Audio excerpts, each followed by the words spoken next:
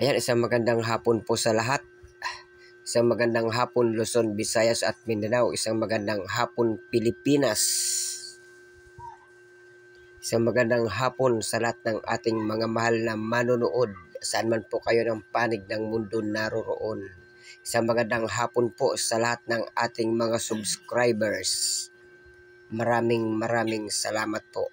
Welcome back pong muli sa akin pong munting channel na ATS Tambayan. At syempre kung naligaw lamang po kayo mga mahal kong manonood, huwag niyo pong kalilimutang pakisubscribe naman po ninyo ang aking munting channel. Well, mga mahal kong manonood, ngayon pong hapon ay magluluto po tayo ng brownies. Yan, o gagawa po tayo ng brownies. Iumpisan po natin sa paglagay po ng harina. Tapos inilagay na po natin yung cocoa. Naglagay rin po tayo ng Milo.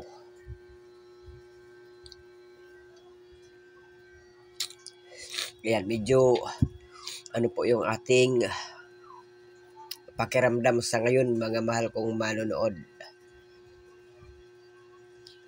Ayan, ayan na po. Tapos naglagay na rin po tayo ng peanut. Yung peanut po mga mahal kong manonood ay dinurog po natin yan.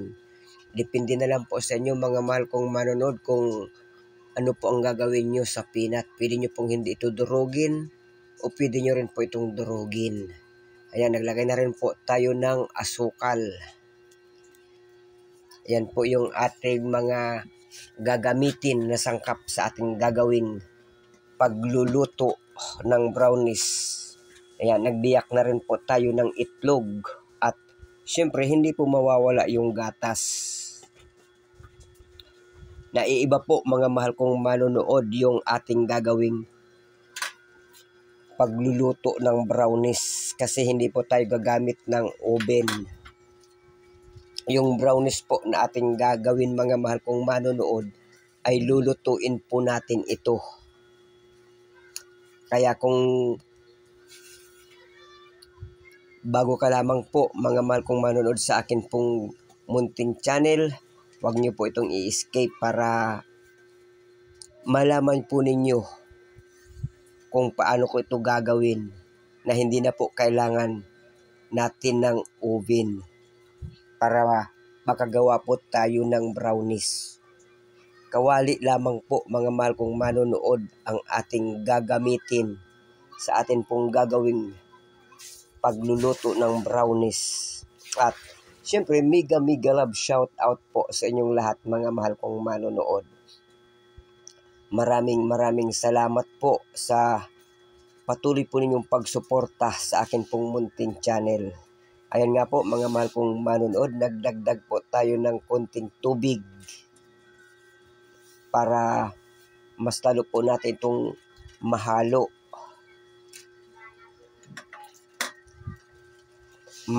Ano po ito mga mahal kong manonood, mano-mano lamang po ang ating gagawing paghahalo. Naiiba yung ating gagawing pagluto ng brownies o paggawa ng brownies.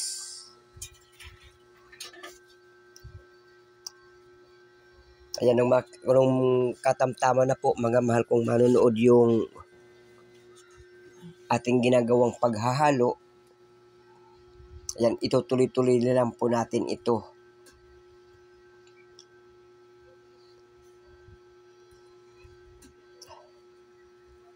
Para mahalo po natin ito. Yun po ang ating kalaban.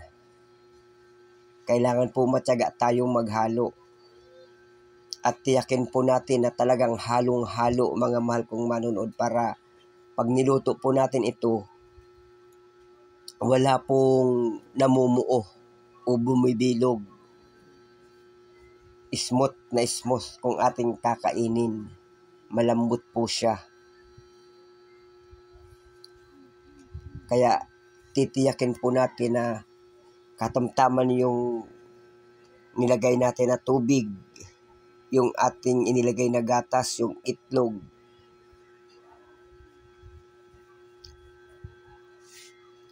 Swak na swak po ito mga mahal kong manonood sa inyong pong mga pangnegosyo. Pwede nyo rin po itong ihanda sa mga okasyon. Yan, sa mga birthday party. Pwede nyo po itong gawin mga mahal kong manonood. Pwede rin po itong pang sarili.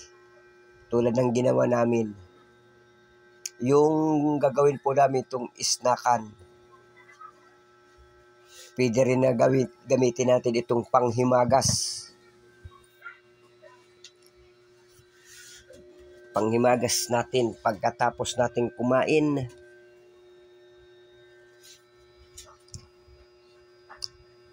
Ang sarap po nito mga mahal kong manonood. Hindi po kayo mapapahiya kung inyo po itong gagawin o isi-serve sa inyong mga bisita o sa inyong mga kamag-anak. Swak na swak lamang po ito sa ating bulsa at sa ating mga panlasa. Yun nga lang, kailangan lamang po natin talagang magtiyaga sa paghahalo. Ayan, nung natiyak na po natin na talagang halong-halo na siya, mga mahal kong manonood, inilagay na po natin ito sa kawali para lutuin.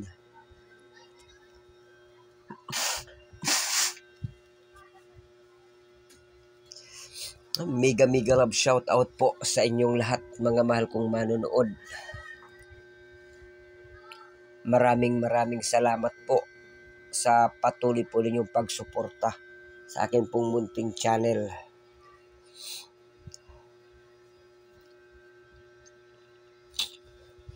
Ayan. Nakita nyo naman po mga mahal kong manonood yung apoy pinakita natin para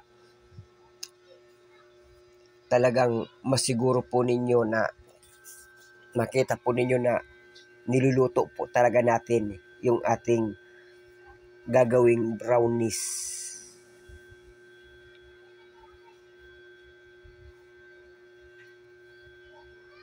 Yung paglagay po ng asukal mga mahal kong manonood, tingnan po ninyo kasi baka sumobra po yung tamis, hindi naman po maganda na pag sobra na ang tamis. Ika nga, lahat ng sobra ay nakasasama. Kaya, tikman din po ninyo.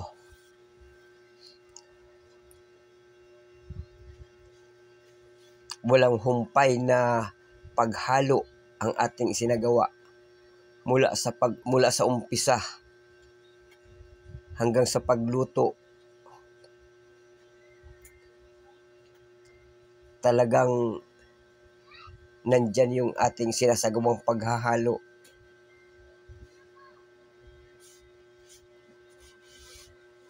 Nakakangalay po ito mga mahal kong manonood sa mga braso.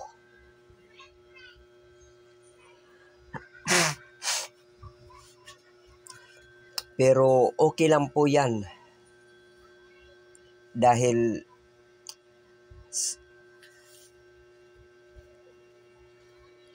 hindi naman po masasayang yung ating ginagawang paghahalo o yung ating sinagawang pagod sa paghahalo. Ayan, naglagay na nga po tayo ng margarine mga mahal kong manonood. Pampadagdag ng lasa sa ating brownies. Yung sa mga bakery po, ang ginagamit po nila dyan ay yeast. Tapos mayroon pa po silang baking powder. Ang dami po nilang ingredients. Samantalang tayo po ay konti lamang. Itlog, harina, kukwa, Milo, peanut. Tapos po itong margarine. Ganun lang po, kasimple.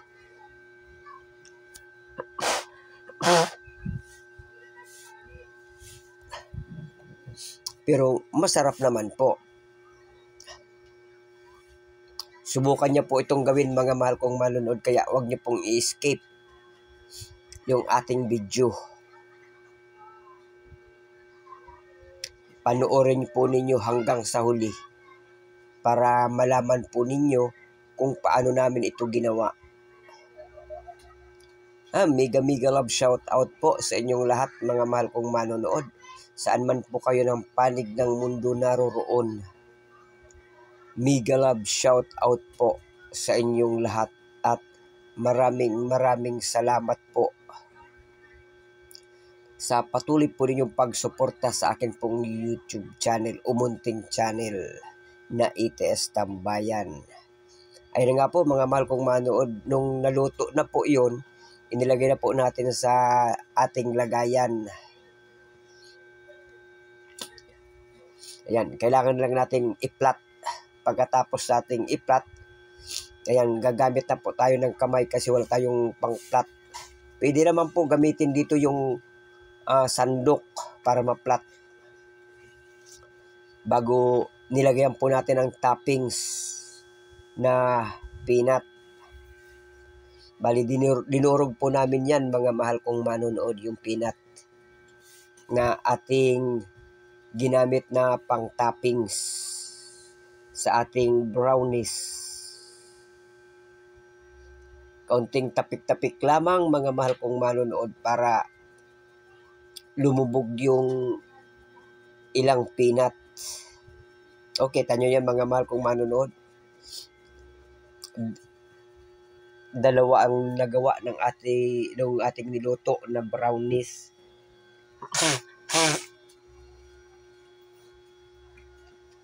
Kaya medyo sinisipon tayo, masama yung ating pakiramdam mga mahal kong manonood. Pero sa pag-voice over na lamang po tayo sinisipon. Dahil nung ginawa po natin ito ay hindi naman po tayo sinisipon.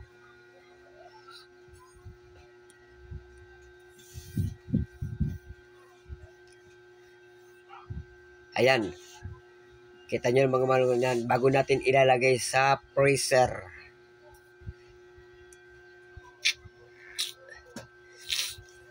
Ayan, ipe-freezer po natin yan mga mahal kong manonood.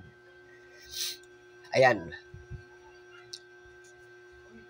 Nung matigas na po, ayan na po mga mahal kong manonood yung itsura. O yan na po yung kinalabasan ng ating isinagawang pagluluto ng brownies. Sa itsura pa lamang po mga mahal kong manonood, talagang matatakam ka na po. Ayan o. Ayan. Kita nyo po yan mga mahal kong manonood.